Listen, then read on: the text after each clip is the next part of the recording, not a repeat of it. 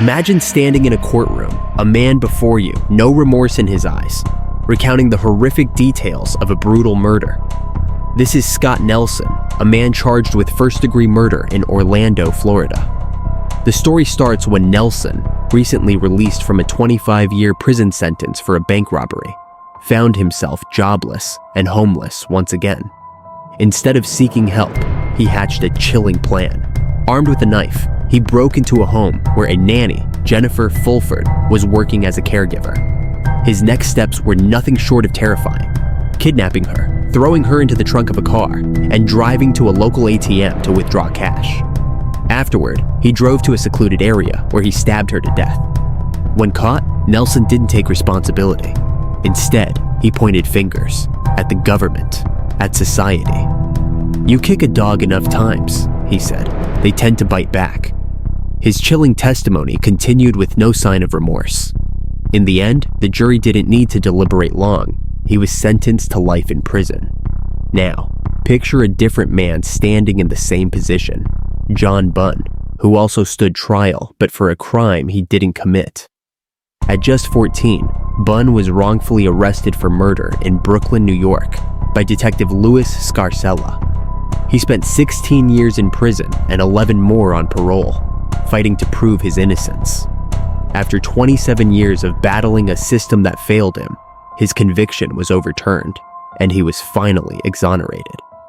His tearful moment in the courtroom, standing before the judge who freed him, was a powerful reminder that the system can sometimes imprison the wrong man. Next up is Alan Mccardy, who found himself in court for making death threats to a judge in a heated child custody case.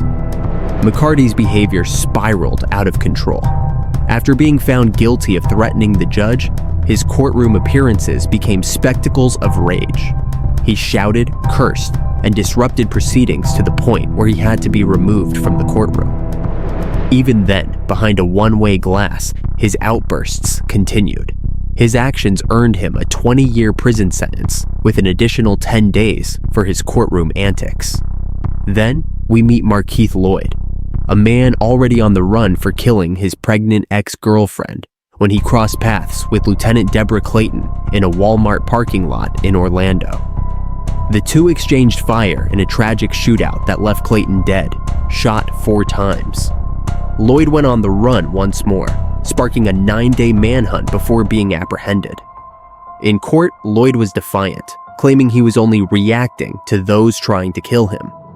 Despite his excuses, the jury convicted him, and after an emotional victim impact statement from Clayton's sister, he was sentenced to death.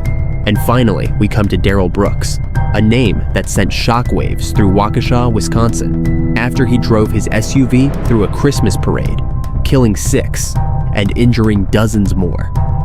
Brooks reached speeds of 30 miles per hour as he mowed down 68 innocent people. His defense?